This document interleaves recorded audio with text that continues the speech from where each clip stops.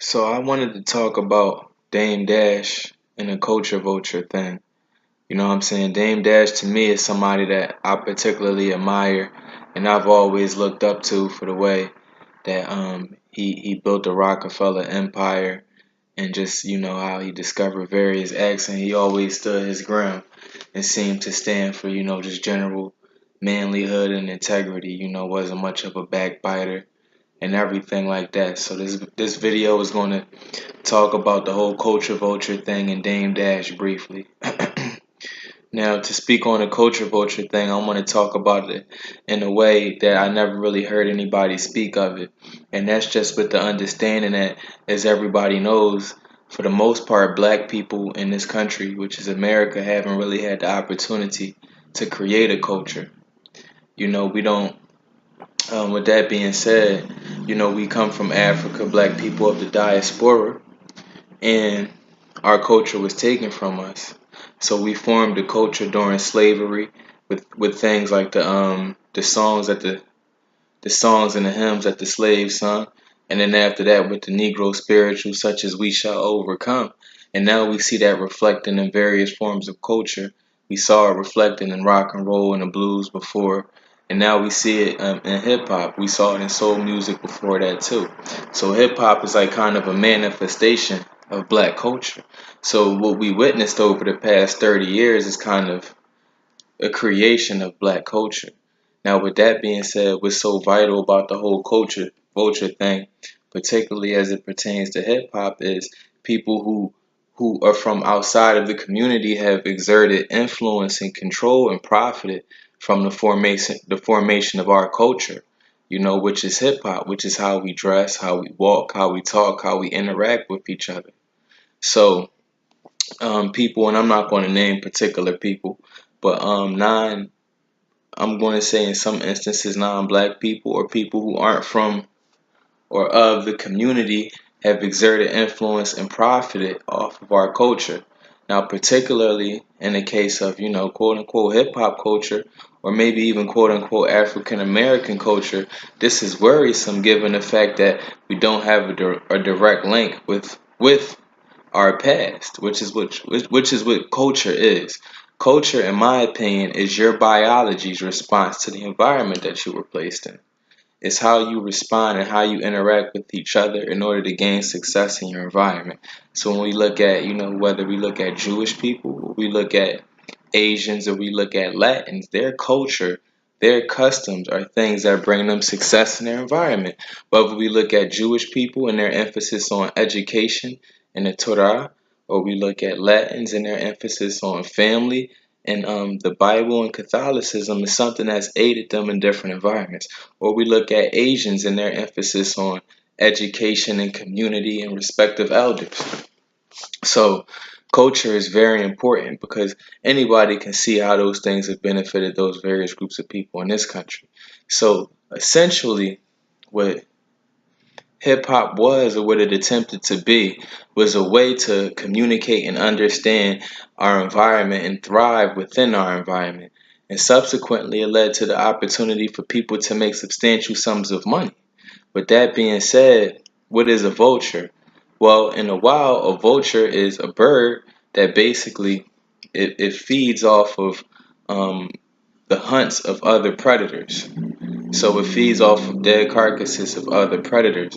Is culture vulture a fair comparison to call some of these people? I think in some cases it is because some of these people aren't of the community. They're not directly affected by what goes on in the community. If there's an East Coast West Coast war and hundreds of people or many people, tens of people are dying in South Central because of it, they're not going to be directly affected. If hip hop talks about violent themes, their children aren't necessarily going to be directly affected as far as going to schools where you have drug violence and things of that sort. You know what I mean? So with that being said, they're not directly affected. They're benefiting, they're eating off of our culture. They're not directly affected by our culture. Therefore, they might not handle our culture with the requisite care that it requires. So now when we see things like how these kids we don't understand them The things they do don't make sense to us. That's why. Because we have people from outside of our culture who have exerted control and influence and profited from our culture, and in certain instances, profited from the dysfunctionality within our culture and don't teach certain people, in this case, the artists, the creators in the music business, they don't teach those people how to manage resources, or they don't really necessarily concern themselves with the non-monetary and economic effects of the music on the culture. Whether we look at drug use, whether we look at crack and cocaine, associated distribution of violence in the 90s and in the early 2000s, or we look at the opioid addiction now.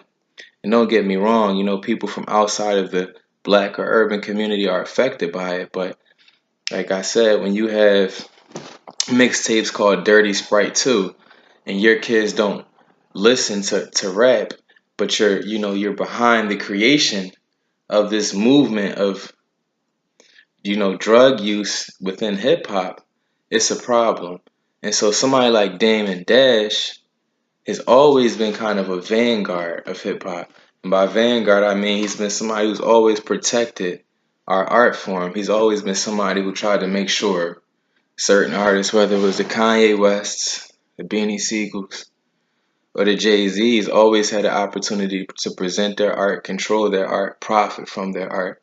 And he's always been a person who was willing to say things that nobody wanted to hear, who was willing to go up against the corporations and play the role of the bad guy, so the artist could just focus on making music.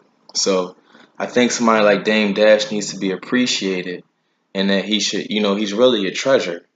And sadly, people such as him, we really don't appreciate them till they're gone. And this kind of segues into my next video, or things that I'm going to talk about, which is that good is the enemy of great. And by good is the enemy of great, just to give you a preview, what that means is good is the enemy of great means like if you truly strive to be great, then good isn't good enough. So the people around you, or even yourself, you have to go to war, or you have to always strive. And something can be good, but it's not good enough, because some people say, well, if it's not broke, then don't break it. Or if it's not broke, then don't fix it. But some people such as myself, type A personalities, the Kobe Bryants, the Michael Jordans, the Floyd Mayweathers, the Elon Musks, people such as myself say, what can be broken must be broken so that it can be improved. What can be broken must be broken so that we can improve and we can grow stronger. So like I said, good is the enemy of great. And usually throughout history, great men who seek to bring about change are opposed, by good men. So, like I said, that's just a preview and a taste. But somebody like Dame Dash, he's a great man who's vanguarded and attempted to protect black artistry and black culture. And this culture vulture thing is very real and it's very important, because African Americans in this country, as it's presently constituted, have never got the opportunity to formulate a culture.